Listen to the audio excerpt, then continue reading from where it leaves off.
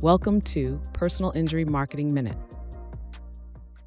Welcome to the Personal Injury Marketing Minute, where we quickly cover the hot topics in the legal marketing world. I'm your host, Lindsey Busfield, Vice President and Partner over at Optimize My Firm.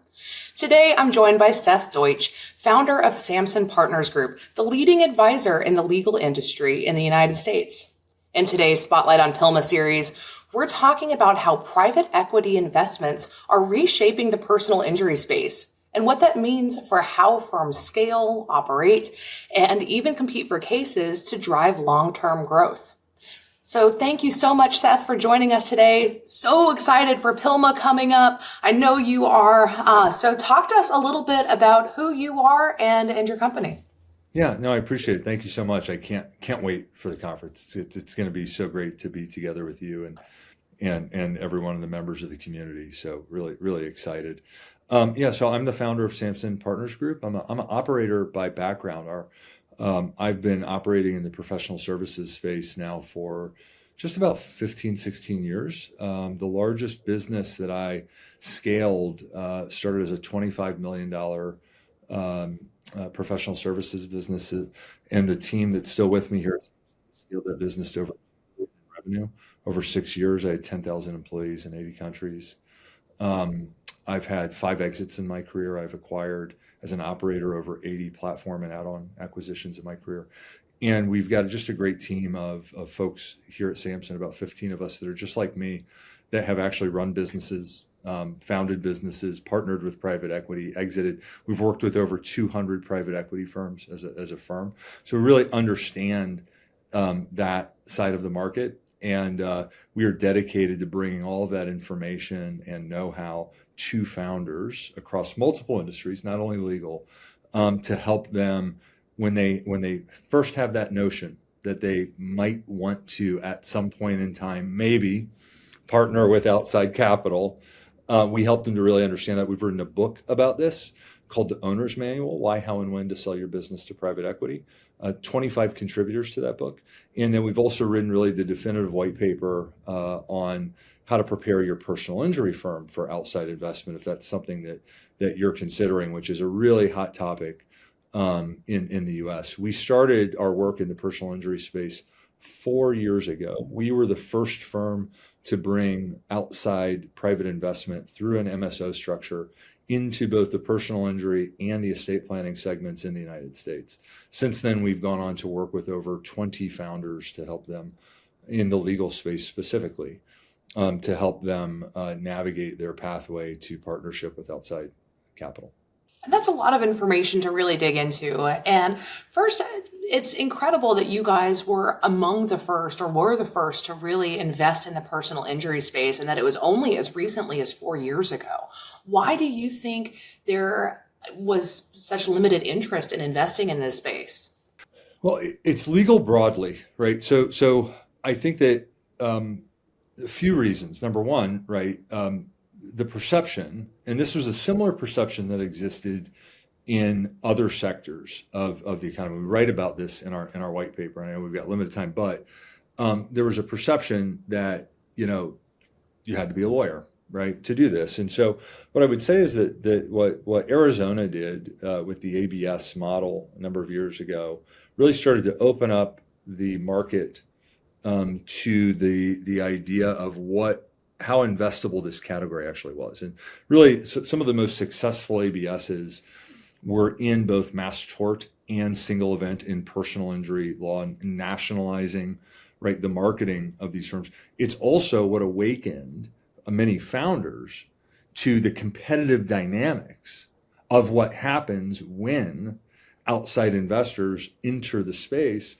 and can then deploy a lot of capital toward case acquisition costs, right, and then technology enablement of these firms. And so the market started to awaken to these competitive dynamics. And if you then study what happened specifically in the personal injury space in the United Kingdom, we have people on our team from the UK and Australia. Those markets have been open to private equity for the UK for 15 years, Australia for a number of years. And when you take a look at what happened in the personal injury space, specifically in the UK, which is different than the US, in a 7-year period, we went from 200 personal injury firms to 20. That's how quickly that market consolidated. Now, the U.S. is a different market, operates differently. It's a $55 billion market. The U.K. is a $4 billion market specifically for PI. In PI in the United States, you have 50,000 PI law firms, but you have over 2,000 that do over 15 million of net income, right? And then so the MSO structure in the legal industry has actually been in effect and used in the United States, mostly transferring the back office of law firms, or the ownership of, through the MSO structure, the ownership of the back office, mostly to the families of retiring founders since 2003 in the United States. It just took a while for private equity to kind of understand these mechanisms, et cetera. The same thing happened in accounting and CPA space. The MSO structure was discovered in the CPA space and really thought about starting in 2012. It wasn't until the first investment happened with private equity in 2001 that the market really started to open up to it. Now you fast forward 5 years later, 30% of the top 30 CPA firms in the United States are now backed by private equity. That's how quickly that market unfolded. And so I think what people have discovered about the personal injury space is just how fabulous these businesses are, and that many of them run like businesses. And because it's a marketing-driven, technology-enabled, contingency-based model, there are no billable hours. And so because of the nature of the work, these firms are already driven toward efficiency. And the other thing about the U.S. legal sector, different than any other professional services sector in the United States, is that you can't get non-competes on lawyers. So one of the things that what does private equity invest in? They invest in the predictability and stability of future cash flows. That is what they look at. So when they're risk assessing investments, take a look at PI. Everyone's got different time on desk and things of that nature, but some firms have 2 years of basically backlog, right? Whatever revenue you're getting today, you signed up a year ago, 2 years ago, 18 months ago. Marketing driven, brand driven. Those brands are highly survivable, right? And then when you take a look typically at the lawyers who are not the owners of these firms, they are employees. And because they are not really generating the work, they're not like in a bill, like if you think about a traditional billable hour law firm, right? It's very cult of personality. The work follows the person. Really in PI, scaled PI, the work follows the brand, right? And the brand promise. And so we now have a multitude of private equity backed roll-ups happening in the space. So on April 16th, I'm speaking at one of numerous investment conferences that are now starting to stand up in the United States. But that conference, which is hosted by one of our PILMMA partners, we created the Private Equity Legal Alliance last year, hosted by Holland and Knight. We'll have 100 investors from the private equity and family office industry in attendance at that invite-only event, who have either already invested in the personal injury segment or plan on making investments in the personal injury segment in the next 12 months. That's fantastic that there's so much interest in investing in the personal injury segment. And clearly, people are starting to get wise into the fact that there is a lot of money to be made here. And yes, personal injury lawyers tend to run very efficiently because they are not on a billable hours model. And it's great. And I know that there's probably some pushback, though, where you do, especially off of the UK model, where you have so many smaller firms that were in the market and now they're all consolidated. Have you seen any pushback here on the US side?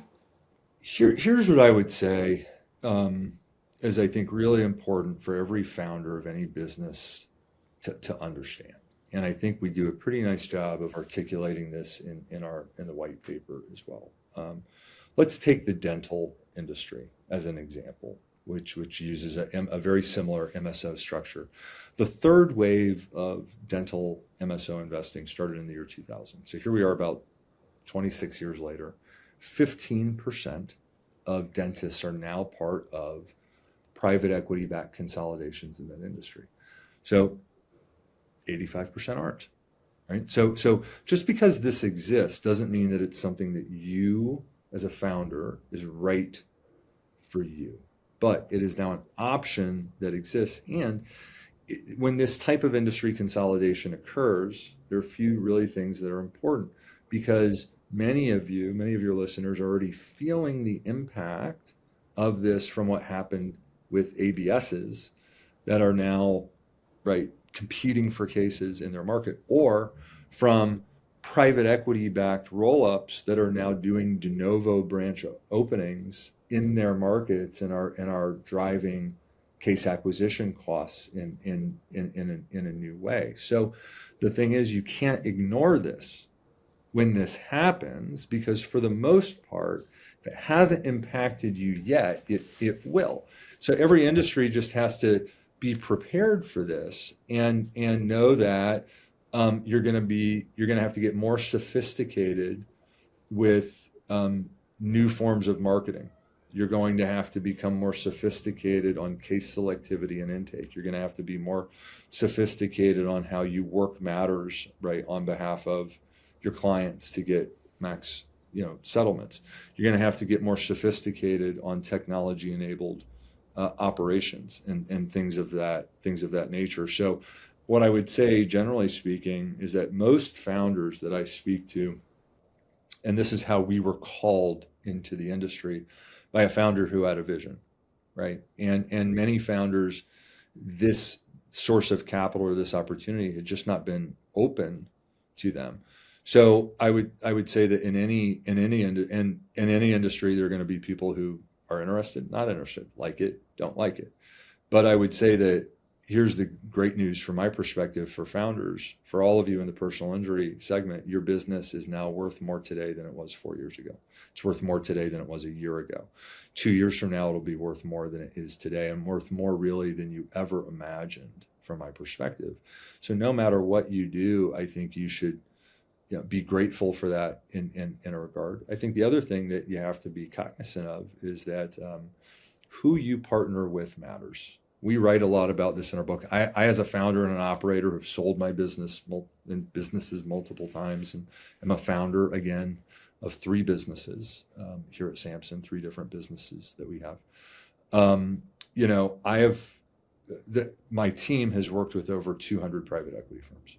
There are over 6,000 buyout and roll-up funds in the United States. Not all private equity is the same. Right. And so not all personal injury firms are the same, right? Or you could say that for any segment of the market. And so really, what I'd say is that founders have a lot of choice if they're thinking about this, and if they're, contemplating doing a transaction. There are, and we really help founders navigate this, because we know every single person in the United States interested in the segment, and we've probably worked with them in other professional services roll-ups, whether it be architecture, engineering, finance and accounting, CPA. We've been doing this for a long time. And so who you partner with matters. What your vision is matters.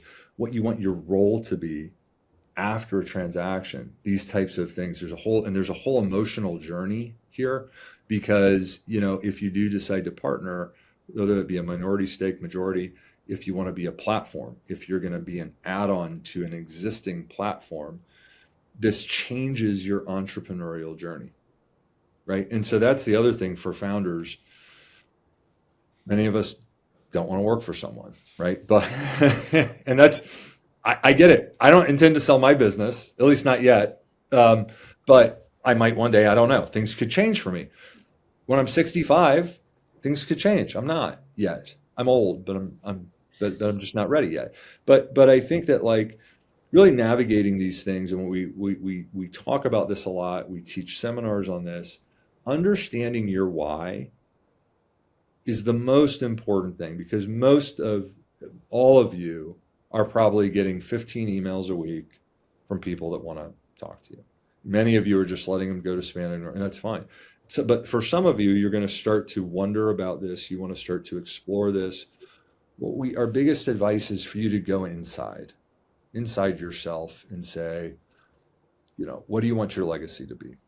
What do you want this phase of your entrepreneurial journey to be?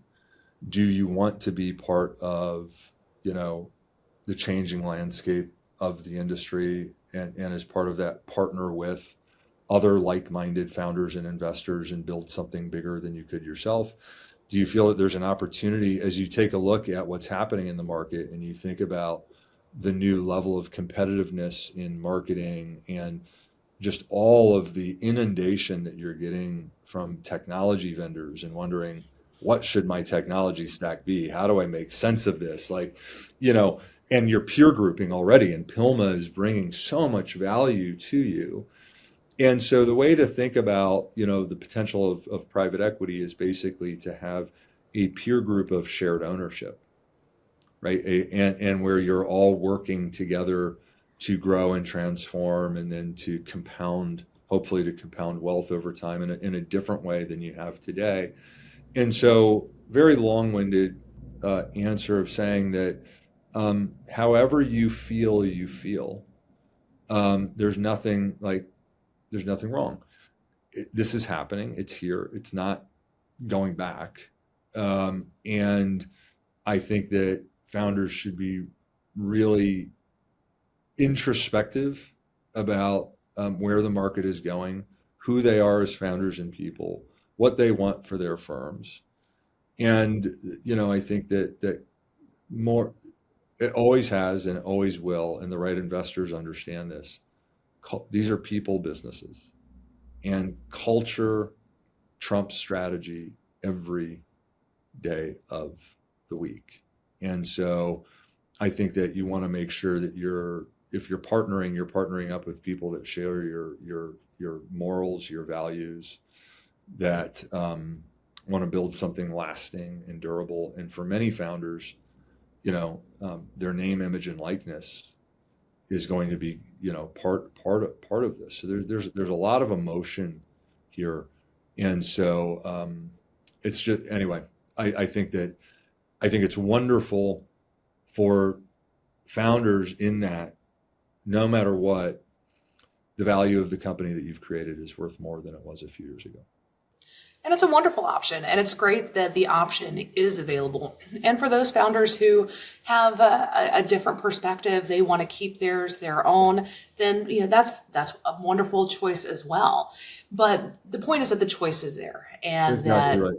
Right. And the more options you have, the better. And it's great that when attorneys are in this position where they're starting to evaluate whether or not to invite private investors and look at that exit strategy, they are probably pretty mindful of their own personal legacy. And Absolutely. that has been a part of their vision for years. And whether they pictured their children taking over the law firm for the next generation and carrying it forward, or maybe that didn't pan out and they wanted to go be dentists, then now they have an option to not only have that exit strategy, but to be able to protect their legacy by working with the right investor moving forward. Yeah. And I think the biggest thing that I would say to founders in this industry, and I think it's really important that they understand this, and look, like, we just want to make sure that people really understand the dynamics here, right? Which is number one, like, when take a look at the space, there are probably 1,500 PI firms that do over 10 million in net income. And private equity, what it is at the end of the day, remember, what they are underwriting is the predictability of future cash flow, right? So what they do is they assess what are the risks, what are the things that could get in the way of that predictability. And so there's something we talk about called key person risk, right? And so in today's market, to get the valuation that you might expect or want, you need to stay on, right? You're going to be taking some cash, you're going to be rolling equity into, another platform. But because of the number of firms that exist above that $10 million net income mark, and because there are so many, and this is new, right? There are a lot of founders thinking, hey, here's my, and for some, it's not to say that it does not happen. There are opportunities to sell and retire. In pretty much every case, though, you're going to be rolling equity, but the valuation that you're going to get because of that transition is lower than if you would stay on. And I would say that for smaller firms, kind of sub 10 million of net income, pre adjustments for founder compensation, a whole other topic. There just aren't a lot of retiring founder options. We get a lot of these calls, and what we say to founders in kind of like in that 5 to 7 million or 3 to 10 range, which is, if that's not what you want, then you need to hire your successor now, move yourself to the board, take 12, the market's not going anywhere. Take 12, 18 months, right? And replace yourself. That's an option you have. We refer to this as remodeling the business, the same way you might remodel a house before you sell it. What I will tell you, though, in that size range, over probably about 18 months from now, 2 years from now, once the consolidation has occurred with bigger firms, then there will be the next wave of acquiring smaller firms, but again, typically lower multiples, et cetera. But if someone already has an operating unit in your region and your business can just tuck into it, then they can start to take on what we call kind of like retiring founder risk. But private equity risk adjusts these things, right, that they view as things that could destabilize a business through two things: price and structure. Structure means earnouts, seller notes, rollover equity, as opposed to cash at close. And so, if you're thinking about this and you're thinking, I want to sell and leave, then you've got some choices to make, right? Which is, and there are only so many buyers that will allow that today. If you want to move yourself out of that box, you need to think about making some changes in the business that will enable you to do that over time. And that makes sense, because if somebody is going to be buying a business and you are the face of the business, you're the lead of the business, you're the reputation of the business, that's the piece that they're wanting to buy. That's what's generating that revenue. So I love the house remodel analogy, because it's so true. Get the house ready to sell. Let them know exactly what they're going to be buying. Have that proof of concept that this lead attorney can generate leads, can generate cases, and can close at a high margin. And this is where we spend a lot of our time. How we started our business was remodeling founder-led businesses and preparing them for this, right? So we spent a lot of time there, doing that. And the things are actually kind of obvious. It's just hard. And a lot of founders are already practicing things like EOS, Rockefeller Habits, different coaching, all this stuff. Now, the thing about those models is, right, they're fantastic. PILMMA provides this type of framework, but that's really about scaling the business, right? And what our business, so we have our own term for this. It's called EVRS, Exit Value Realization System. That is the business system that we work with founders on, that we articulate in the book. Now, here's the good news. The book explains this. The white paper explains it. We got a bunch of tools you can download from our website. You may be able to spend $20 on the book, download some stuff, figure it out yourself, never need our help. Oh my gosh, we're so happy, right?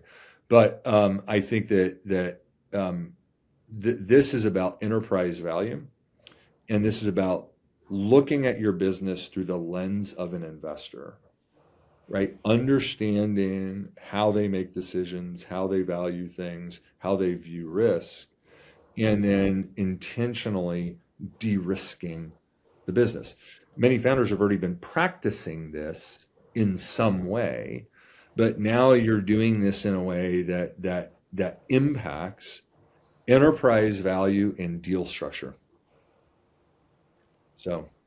And that makes a lot of sense. And I'm sure the book explains all of these different pieces. And if you have any questions, you can clearly reach out to Seth. And for those of you listeners who are going to be at PILMMA this year, please grab him, have a conversation. He's going to be giving a great presentation this year. I can't wait to see it. Seth, on our closing mark here, my last question for you is, what are you looking forward to most about PILMMA this year? Connecting with so many people that I've had Zooms with and have read our work, and I love teaching. It's my greatest passion. It's a great joy. I just actually taught a class yesterday to 60 founders. We teach classes on this for free. And it is just, you've built such an incredible community, and we love helping founders. And so I just look forward to learning and to participating and to teaching and hopefully helping a lot of people who attend. So, and of course, I played basketball at Rice University. So, Texas is my second home. And so any opportunity to get down to the country of Texas, I'm always excited. As am I. Well, I look forward to seeing you out there. And that will wrap up this episode of the Personal Injury Marketing Minute. And subscribe so that you don't miss any of the upcoming Spotlight on PILMMA episode as part of this series. And Seth will be sure to put the links to your website and any other additional resources in the comments of the show. So thank you so much for joining us today. It's been a pleasure having you on. Thank you. Thanks for watching. Be sure to hit that like and subscribe button and leave us a review in the comments.